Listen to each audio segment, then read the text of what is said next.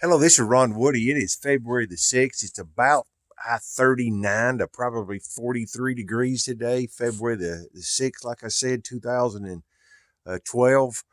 Um, Weather forecast is maybe snow tonight, so we'll see. Beautiful Watts Bar Lake behind me, but I did not do this video. It's not for Watts Bar Lake or the weather. It's to show you what I've been doing in my shop related to beekeeping. So, about a year ago, Ernie Ford, a friend of mine, he had, maybe it's 2 years, was having a little yard sale. I saw it on Facebook. He had a bookcase over there that I thought I may be able to use to make a beehive. The one he had was particle board, but he had this one over in the corner, and he said I could have it. So there's no money in this. Thank you, Ernie. I'll give you a jar of honey. So the last couple of weeks, I decided, okay, let's see what we can do with it. When I measured it out, I noticed that I could get 3 sections on each side in case I make me a horizontal hive. Now, that said, the frames are turned a little bit different, but it worked out that I could get 3 sections through there. So 24 frames of brood frame. So everybody's been kind of going to the horizontal hive. I said, well, I'll try it out. What I really did though is built it so it could be that, or it could be a series of nuke boxes, and you could get 4 nuke boxes at it. You couldn't get 6 because you do have to petition. And this is a petition that would go from one nuke box to the other. So you'll see right here that I have a hive entrance.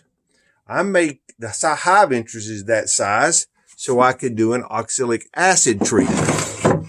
Okay. And it's also to the size that I can put one of these beetle traps in, or beetle hive entrance is so that the beetles may not get in the hive. So there is 6 units right there. Actually, it could be 4. And then on the back side, or really it was the top of the box, you have the same thing. Okay.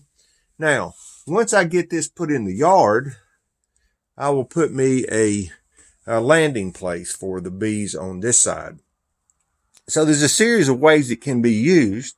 Another thing that I decided to do, and it took, it was kind of I would place, and I would see, okay, what could I do? What could I not do? So I have these 1-bys, and they came from the house we built 13 years ago.